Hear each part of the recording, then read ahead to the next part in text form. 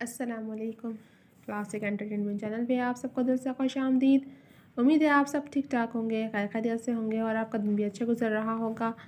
मैं लेकर आई हूँ आपके लिए नावल हम सफ़र तू बने की एपिसोड। लेकिन नावल के एपिसोड की तरफ बढ़ने से पहले मेरी आपसे एक रिक्वेस्ट है कि अगर आप हमारे चैनल को लाइक नहीं किया, सब्सक्राइब नहीं किया, तो जल्दी से हमारे चैनल को लाइक भी कर दीजिए, सब्सक्राइब भी कर दीजिए, बेल आइकन को भी प्रेस कर दीजिए और हाँ, अपने फ्रेंड्स एंड फैमिली के साथ शेयर करना मत भूलिएगा। तो चलिए मैं मज़ीद इंतज़ार नहीं करवाती, शुरू करती हूँ नावल हम सफ़र तू बने एपिसोड 6। वो शदीद गुस्से में अम्मा बेगम के कमरे से निकला था। उसका रुख ऊपर नैन तारा वाले कमरे की तरफ था।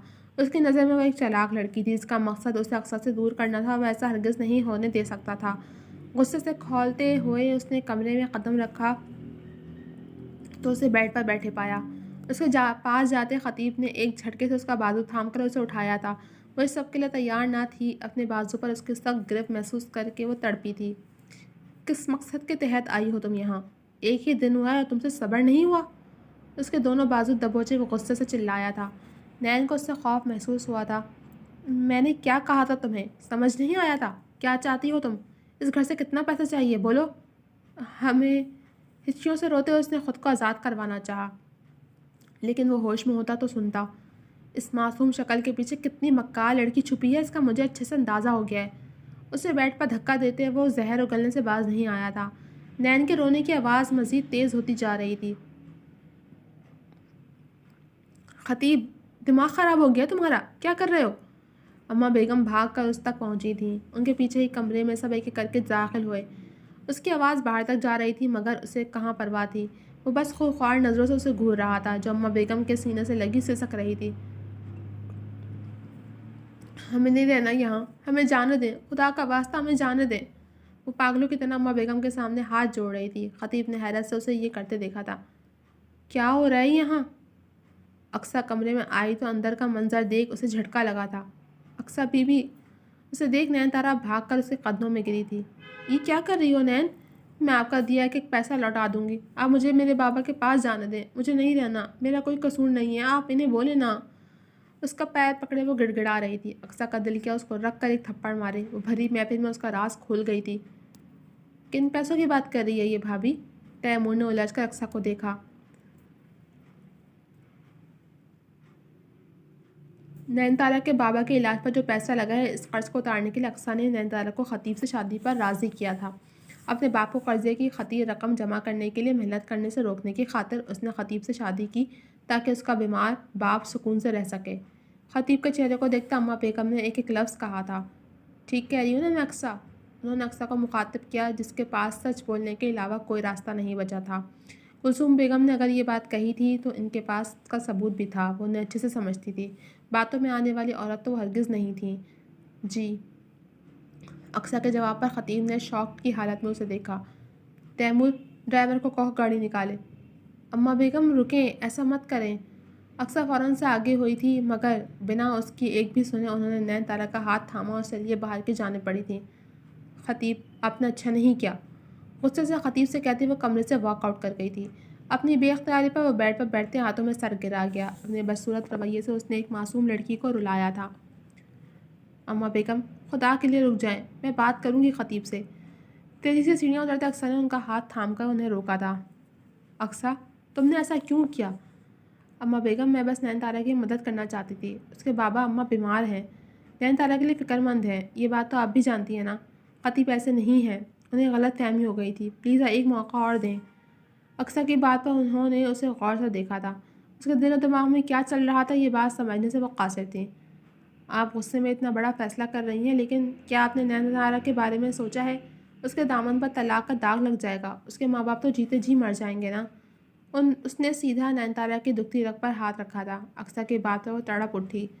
अक्सा की बातों में वज़न भी था। मैं वापस नहीं जाना चाहती अम्मा बेगम। बहुत देर बाद खामोशी को चीरती नैनतारा की आवाज़ सुनाई दी जिस पर अक्सा के चेहरे पर मुस्कुराहट बिखरी थी। नैनतारा, अम्मा बेगम ने उसे पुकारा। मैं बहुत ज़्यादा डर गई थी अम्मा बेगम, लेकिन मैं ये बात नहीं भूल सकती कि मैं उनके निकाह में हूँ। शादी कोई खेल नहीं है जो हमारी मर्ज़ी पर ख़त्म हो जाए।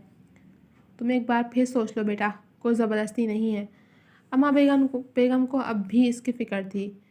मैं इस रिश्ते को निभाना चाहती हूँ अम्मा बेगम। ٹھیک ہے، اگر تمہارا یہی فیصلہ ہے تو میں تمہارے ساتھ ہوں۔ ابھی تم جاؤ، میرے کمرے میں آرام کرو۔ ان کے کہنے پر وہ وہاں سے اٹھ کر ان کے کمرے کی جانب بڑھ گئی۔ آپ بھی آرام کریں، خطیب کو کچھ وقت کے لیے اکیلا چھوڑ دیں۔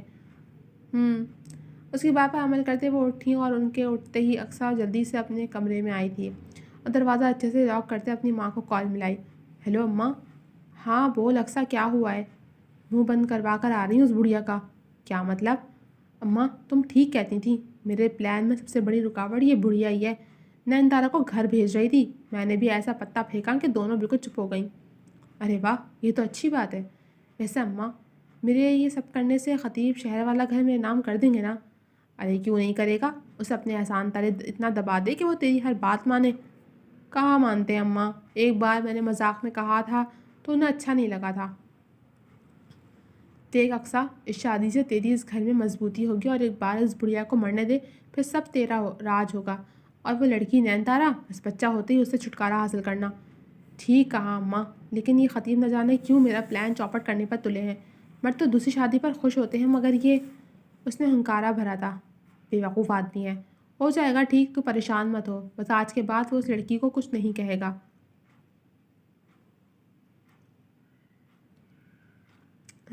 چلو اماں، میں فون رکھتی ہوں اس سے پہلے کہ کوئی آ جائے۔ وہ گھر سے سیدھا ڈیرے پر آیا تھا، دل پر ایک عجیب سا بوجھ تھا۔ اس نے جو کیا اس کے بعد وہ گھر والوں سے نظر نہیں ملا پا رہا تھا، اپنی ذات کا تماشا بنا دیا تھا اس نے۔ خطیب یہاں کیا کر رہے ہو؟ وہ شاہ کے اس کے پاس آ کر بیٹھے، انہیں حویلی میں ہوئی ہر بات کی خبر ملی تھی۔ آپ بھی اگر مجھے ڈانٹنا چاہتے ہیں تو ڈانٹ لیں۔ وہ سب سے ناراض تھا۔ میں بھلا کیوں اپنے شیر بیٹے کو ڈانٹوں گا؟ بابا، ان کے انداز پر خطیب کی آنکھیں نم ہوئی تھیں۔ دیکھو میرے بیٹے، میں یہ نہیں کہتا کہ جو کچھ تم نے اس بچی کے ساتھ کیا وہ صحیح تھا، بالکل بھی نہیں، وہ بہت غلط تھا۔ ایک معصوم پر ظلم کرنا کیسے صحیح ہو سکتا ہے؟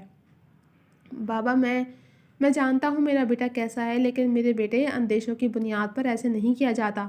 وہ معصوم بچی کہاں سے سازشی مزاج کی لگتی ہے تمہیں؟ مجھے تو اس بات پر حیرت ہے۔ میں شرمندہ ہوں بابا۔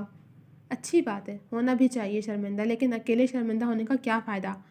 دیکھو خطیب، ہر لڑکی کے اپنی شادی کو لے کر کچھ ارمان ہوتے ہیں، کچھ خواب ہوتے ہیں، لیکن اس بچی نے اپنے خواب، اپنی خواہش اپنے گھر والوں کی خاطر قربان کر دیں۔ تب یہ تمہارا فرض ہے کہ اس سے اتنی محبت و چاہت دو کہ اسے اپنے فیصلے پر پچھتاوا نہ ہو سکے۔ جی بابا، وہ محض یہی کہہ سکا تھا۔ میرے بچے، تم دونوں نے مل کر ایک نئی زندگی کو دنیا میں لانا ہے، اور اس شادی کا مقصد بھی تو یہی تھا نا، تو ایسا کیوں کر رہے ہو؟ حقیقت کو تسلیم کرنا سیکھو، رشتوں میں توازن رکھو، زندگی سہل ہو جائے گی۔ بہت ہی سادہ لفظوں میں اسے سمجھا کر وہ انہیں وہاں سے اٹھ کر چلے گئے اور انہیں جاتے ہوئے دیکھتا رہا۔ جتنا برا وہ نین کے ساتھ کر چکا تھا، وہ کیسے اس کے ساتھ ازواجی تعلق بنائے گا؟ گہرا سانس لیتے ہوئے اس نے خود کو ریلیکس کیا۔ اسے حویلی جانا تھا، رات کے سائے گہرے ہوتے جا رہے تھے۔ وہ کچھ دیر پہلے ہی واپس اپنے کمرے میں آئی تھی۔ اماں بیگم پورا دن اسے سمجھاتی رہی تھیں۔ وہ سمجھی یا نہیں، پر ان کی بات پر اس نے سر ہلا دیا تھا۔ بیڈ پر بیٹھتے اسے صبح کا منظر یاد آیا تو آنکھیں ایک بار پھر نم ہونے لگیں۔ گھر والوں کی یاد شدت سے آئی تھی۔ وہ انہیں سوچوں میں تھی جب دروازہ کھلا۔ نین تارا نے سر اٹھا کر آنے والے کو دیکھا تو چہرے پر خوف سے مٹایا۔ خطیب کو کمرے میں داخل ہوتے دیکھ اس کا رنگ فق ہوا تھا۔ سختی سے بیڈ شیٹ کو مٹھیوں میں دبوچے اس نے اپنا سر جھکایا۔ اس کے اس رد عمل پر خطیب بڑی بری طرح شرمندہ ہوا تھا۔ آہستہ سے قدم بڑھاتے وہ ٹھیک اس کے سامنے آ کر رکا۔ ایک نظر اس کے جھکے سر کو دیکھ وہ اس سے فاصلہ بناتے بیڈ پر اس کے سامنے بیٹھا تو نین کی جان ہتھیلیوں میں آئی تھی۔ ریلیکس نین تارا، میں تمہیں کچھ نہیں کہوں گا۔ وہ جو خوف سے خود میں سمٹتی جا رہی تھی، خطیب کے لفظوں پر اس نے خوفزدہ ہرنی کی طرح سر اٹھا کر اسے دیکھا۔ آئی ایم سوری، میں بہت شرمندہ ہوں اپنے رویے پر، مجھے معاف کر دو۔ وہ اس سے معافی مانگ رہا تھا۔ نین کو لگا اس نے غلط سنا ہو۔ میں شادی کے لیے راضی نہیں تھا، میں چاہ کر بھی تمہیں قبول نہیں کر پا رہا تھا، میری سوچیں منفی ہوتی جا رہی تھیں، اس لیے میں تمہارے ساتھ اس طرح کر گیا، لیکن یہ میرا وعدہ ہے کہ آج کے بعد میری جانب سے تمہیں کوئی تکلیف نہیں ہوگی۔ وہ اتنی نرمی سے بات کر رہا تھا کہ نین کو یہ یقین کرنا مشکل ہو گیا کہ یہ وہی صبح والا خطیب شاہ ہے۔ کچھ بولو گی نہیں؟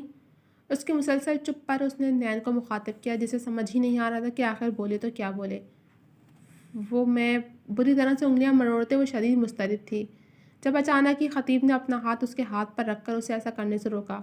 جھٹکے سے سر اٹھا کر اس نے خطیب کو دیکھا جو اس کے اتنے قریب تھا کہ وہ اس کی سانسوں کی تپش اپنے چہرے پر محسوس کر سکتی تھی۔